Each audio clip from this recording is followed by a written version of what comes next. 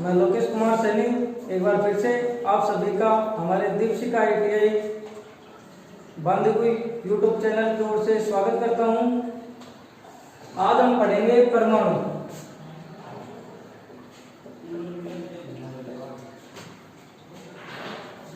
परमाणु 3 तत्वों से या कणों से मिलकर बना होता है। मिलकर बना होता है।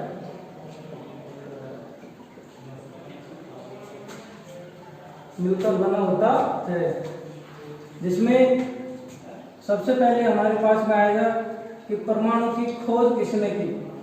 खोज भाई, परमाणु को सबसे पहले डिस्कवर किसने किया, उसमें हम पढ़ेंगे कि परमाणु की खोज है वो सर्वप्रथम जॉन डाल्टन ने की। परमाणु की खोज सर्वप्रथम जॉन डाल्टन ने की थी। उसके बाद में हम देखते हैं परमाणु की संरचना। परमाणु की संरचना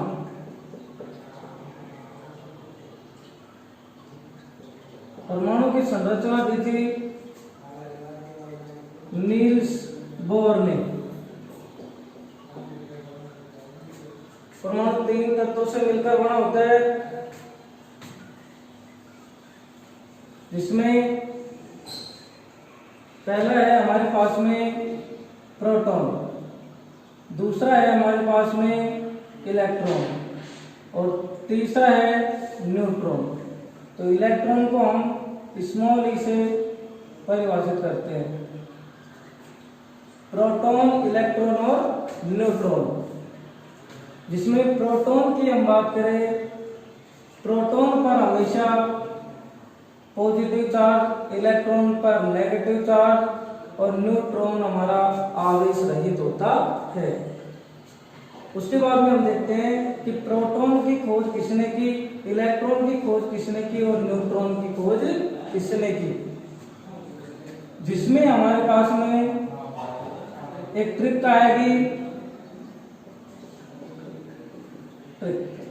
इससे हम याद करेंगे कि PEN पेन बटे GTC, पेन बटे GTC।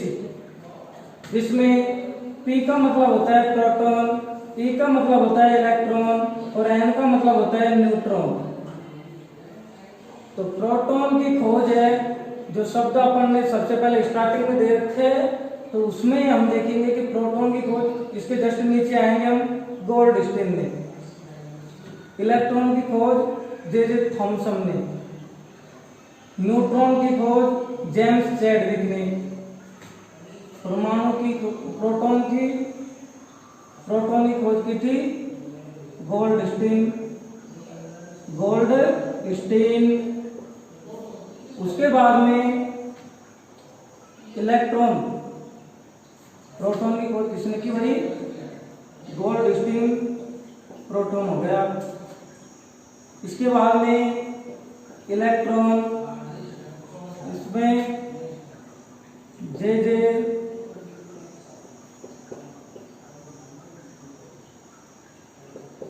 थॉमसन या टॉमसन भी होता है, बहुत सी बुकों में टॉमसन भी दिया हुआ होगा, तो कंफ्यूजन होने की जरूरत नहीं है। चाहे थॉमसन कह दो चाहे टॉमसन कह दो, कोई दिक्कत नहीं है, बात एक ही है। उसके बाद में न्यूट्रॉन की जो खोज है वो जेम्स चैडविक।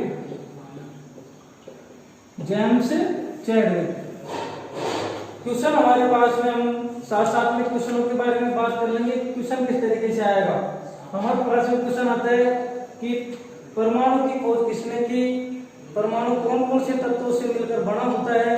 तो हम देखेंगे कि परमाणु की खोज है वो जॉन डाल्टन ने की थी सर्वप्रथम। उसके बाद में परमाणु 3 तत्वों से मिलकर बना होता है, प्रोटॉन, इलेक्ट्रॉन और न्यूट्रॉन। जिस पर प्रोटॉन पर पॉजिटिव चार्ज रहता है, इलेक्ट्रॉन पर नेगेटिव चार्ज रहता है, इस पर पॉजिटिव चार्ज, इस पर नेगेटिव चार्ज, और ये आवेश रहित होता है, मतलब इस पर कोई चार्ज नहीं होता है, न्यूट्रॉन पर कोई चार्ज नहीं होता है। तो हमसे सबसे पहले क्वेश्चन पूछेगा कि प्रोटॉन होता है, ये परमाणु होता है, परमाणु, उसकी खोज सर्वप्रथम किसने की थी? तो हम बताएंगे कि परमाणु की खोज है, परमाणु को सबसे पहले डिस्कवर किया था जॉन डाल्टन ने। उसके बाद में हम देखेंगे कि प्रोटॉन पर कौन सा आवेश होता है। तो प्रोटॉन पर हमारे पास में हम बताएंगे कि भाई प्रोटॉन पर पॉजिटिव चार्ज रहता है, या धनावेश ही बोल सकते हैं अपन, या इसको बोलेंगे भाई इलेक्ट्रॉन पर नेगेटिव चार्ज होता है। क्वेश्चन किस तरीके से आएगा कि इलेक्ट्रॉन पर कौन सा चार्ज होता है, तो इलेक्ट्रॉन पर नेगेटिव चार्ज होता है, ये हमारा उत्तर होगा। उसके बाद में क्वेश्चन ऐसे पूछ सकता है कि न्यूट्रॉन पर कौन सा चार्ज होता है। ऑप्शन में दिया हुआ वो, जैसे मान लो कि पॉजिटिव बी में आएगा, नेगेटिव सी में, आवेश रहित और डी में नो, इनमें से कोई नहीं। तो हमारा सी ऑप्शन होगा कि आवेश रहित होता है न्यूट्रॉन। तो उस तरीके से सब में ऑप्शन देके अपन से पूछेगा। उसके बाद में हमसे पूछता है प्रोटॉन की खोज किसने की। तो प्रोटॉन की खोज हम बताएंगे कि प्रोटॉन की खोज है वो गोल्डस्टीन ने की थी, इलेक्ट्रॉन की जे थॉमसन ने, न्यूट्रॉन की जेम्स चैडविक ने। उसके बाद में हम देखते हैं कि क्वेश्चन यहाँ से पुटअप हो जाएगा तो हम बता देंगे, लेकिन क्वेश्चन सबसे ज्यादा जो इम्पोर्टेंट क्वेश्चन है वो कहाँ से आएगा, ये प्रोटॉन से आता है। सबसे ज्यादा इम्पोर्टेंट क्वेश्चन है यहाँ पे, वो यहाँ से आएगा कि प्रोटॉन होता है, उसकी खोज तो गोल्डस्टीन ने की थी, लेकिन नामकरण या प्रोटॉन को परिभाषित किसने किया था, नामकरण किसने किया था, तो वो रदरफोर्ड। प्रोटॉन का नामकरण या प्रोटॉन को पूर्ण रूप से परिभाषित किसने किया था, रदरफोर्ड ने, कि भाई ये प्रोटॉन होता है। ओनली प्रोटॉन की गोल्डस्टीन ने खोज की थी, बस यहाँ तक ही छोड़ दिया था गोल्डस्टीन ने तो, लेकिन बाद में प्रोटॉन को जैसे पहचान दिलवाई वो रदरफोर्ड ने दिलवाई थी। उसके बाद में हम देखते हैं प्रोटॉन, इलेक्ट्रॉन और न्यूट्रॉन। प्रोटॉन, न्यूट्रॉन और इलेक्ट्रॉन।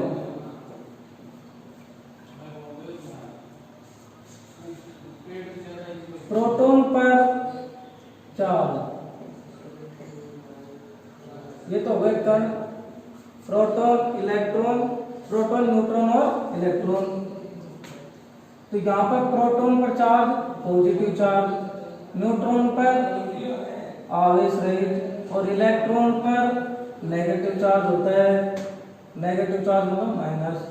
उसके बाद में हम देखते हैं आवेश, फिर प्रोटॉन पर आवेश कितना होता है,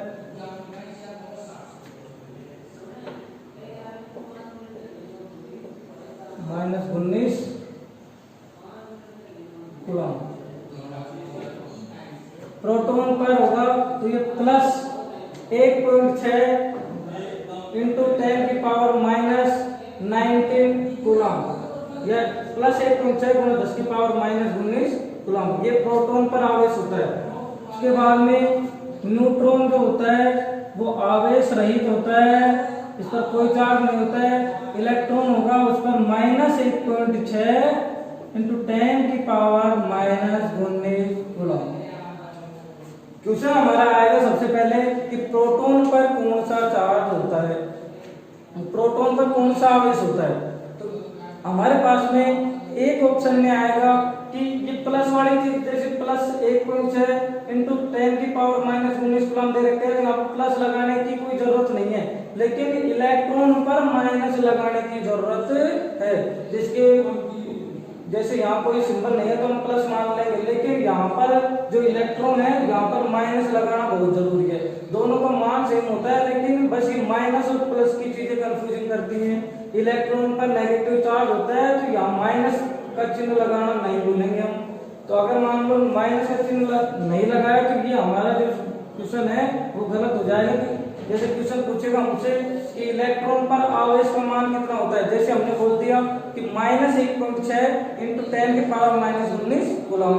तो हमारे पास में ये सटीक आंसर होगा इसका। लेकिन हमने अगर गलती से ये बोल दिया ना कि इलेक्ट्रॉन पर आवेश कितना होता है कि 1.6 × 10⁻⁻19 कूलम, तो ये गलत आंसर होगा फिर हमारा। हम ये देखेंगे कि माइनस की चीजें, माइनस का जो चिन्ह है वो जरूर बोलेंगे इलेक्ट्रॉन के साथ में। प्रोटॉन के साथ में अगर प्लस 1.6 × 10⁻⁻19 कूलम प्लस बोले चाहे नहीं बोले कोई दिक्कत नहीं है। यहाँ पर ऐसे भी बोल सकते हैं प्रोटॉन कर दो कि 1.6 × 10⁻⁻19 कूलम। उसके बाद में हम देखते हैं जो मास, द्रव्यमान। प्रोटॉन का द्रव्यमान कितना होता है, न्यूट्रॉन का कितना होता है और इलेक्ट्रॉन का कितना होता है।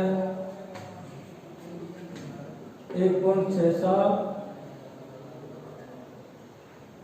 × 10⁻⁻27 kg।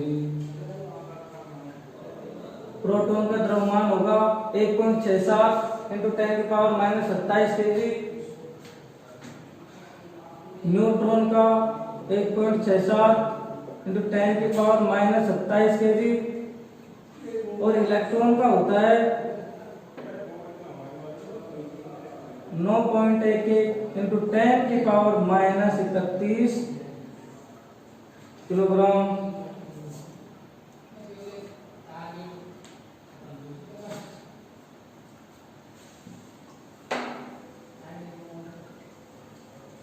उसके बाद में हम देखते हैं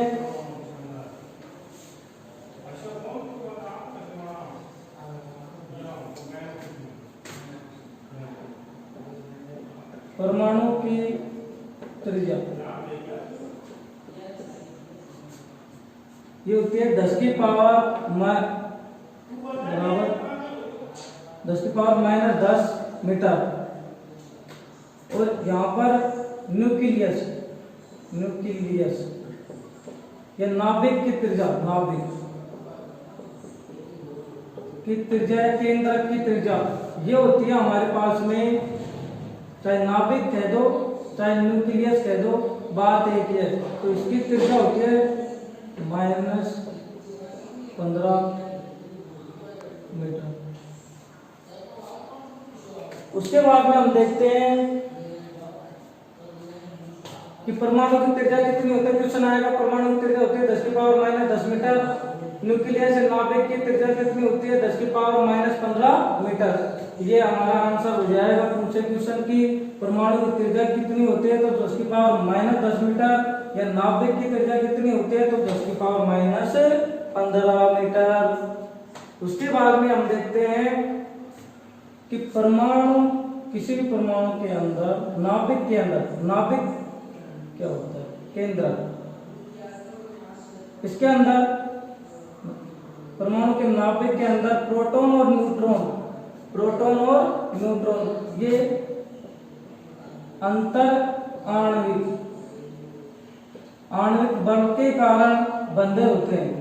बल प्रोटॉन और न्यूट्रॉन है हमारे पास में, ये अंतर आणविक बल के कारण नाभिक के अंदर बंधे होते हैं। इलेक्ट्रॉन होता है वो इसके चारों ओर चक्कर लगाता है।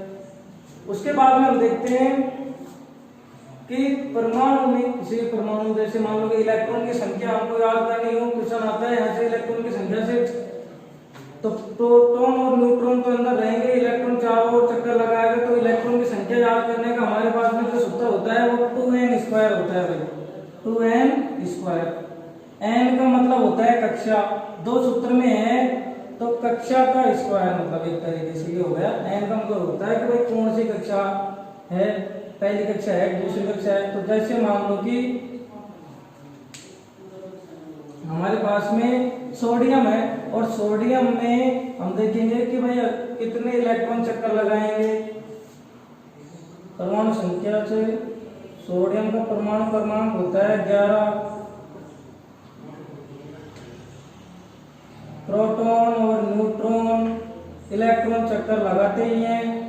उसके बाद में हम देखते हैं कि प्रोटॉन और न्यूट्रॉन होते हैं वो चक्कर लगाएंगे, उसके बाद में इलेक्ट्रॉन, प्रोटॉन और न्यूट्रॉन अंतर्वाणी बल के कारण बंधे होंगे, इलेक्ट्रॉन चक्कर लगाएंगे। तो हम लिखेंगे 2n स्क्वायर से 2n स्क्वायर। तो 2n स्क्वायर जो होगा हमारे पास में वो होगा कि पहली कक्षा है ये, पहली कक्षा। तो पहली कक्षा में हम देखेंगे कि n का मतलब होता है कक्षा। तो यहाँ पर ये पहली कक्षा हो गई, जैसे मान लो कि ये 4 और है, ये पहली कक्षा हो गई ये। तो पहली कक्षा हो गई, तो यहाँ पर कितने इलेक्ट्रॉन चक्कर लगाएंगे? तो n का मतलब हो गया कक्षा। तो 2 गुना 1 का स्क्वायर करेंगे हम, क्योंकि कक्षा का स्क्वायर। तो 1 का स्क्वायर करेंगे, 1 आएगा, 2 अपने पास में सूत्र में है ही।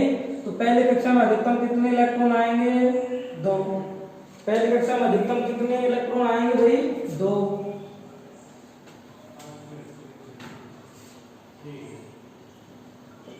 न्यूट्रॉन ये नाभिक हो गया अधिकतम 2। अपने पास में सोडियम है, सोडियम कितने नंबर परमाणु क्रमांक होता है? 11 नंबर पर आता है। उसके बाद में हम देखते हैं कि दूसरी कक्षा। कौन सी कक्षा? दूसरी कक्षा। अब दूसरी कक्षा में हम देखेंगे पहली कक्षा में अधिकतम कितने इलेक्ट्रॉन है? 2। हमारे पास में बच कितने रहे हैं? यहाँ पर 9 बच रहे हैं। 2 ऑलरेडी आ चुके हैं हमारे पास में, और हमारे पास में उसके बाद में 9 बच रहे हैं। तो दूसरी कक्षा में कितने इलेक्ट्रॉन आएंगे? तो हम यहाँ 2 रख के देख लेंगे। 2 का स्क्वायर किया तो कितना है? 4। 4 को 2 से गुणा किया तो 8 आ गया। 1 2 3 4 5 6 7 और 8 और ये 2 कितने हो गए? 10। अब हमारे पास में 1 इलेक्ट्रॉन और बच रहा है अभी, तो हम तीसरी कक्षा लेंगे। तो परमाणु की दूसरी कक्षा में अधिकतम तो कितने आ सकते हैं? 8 इलेक्ट्रॉन, और न्यूनतम 1 आएगा। तो न्यूनतम तो जितने अपने पास में लेंगे, 8 से कम जितने भी आएंगे वो न्यूनतम आ जाएंगे, लेकिन 8 से ऊपर दूसरी कक्षा में नहीं ले सकते हैं। और तीसरी कक्षा में हमारे पास में 1 बच रहा है, तो 1 को लगा देंगे। तो हमारे पास में जैसे क्वेश्चन यहाँ पर ऐसे भी दे सकता है कि ये परमाणु है और इसमें किसकी संरचना है ये। तो हम देखेंगे कि पहले तो 2 आ रहा है, फिर 8 आ रहे हैं अधिकतम, और तीसरी जो इलेक्ट्रॉन की कक्षा होगी यहाँ पर परमाणु कक्षा तीसरी, तो उसमें 1 आ रहा है, तो ये 11 टोटल हो गए। तो 11 नंबर पर कौन सा आता है हमारे पास में? सोडियम। तो सोडियम की कक्षा हो जाएगी, या परमाणु क्रमांक सोडियम हो जाएगा। तो उसके बाद में नाभिक की खोज, ये मैंने बताया नहीं था शुरू में, खोज रदरफोर्ड। नाभिक की खोज भी किसने की थी? रदरफोर्ड ने। हम अब आगे के टॉपिक में कल हम पढ़ेंगे कि प्रतिरोध क्या होते हैं, ओम का नियम क्या होता है। ओम के नियम के बारे में डिस्कस करेंगे हम हमारे अगले वीडियो में। तो वीडियो अच्छा लगे तो हमारे वीडियो को लाइक करें, सब्सक्राइब करें और शेयर करें। धन्यवाद। Thanks for watching my video. Drop a like, leave a comment, and don't forget subscribe to my channel Deepsika Private ITF Gandhikoi.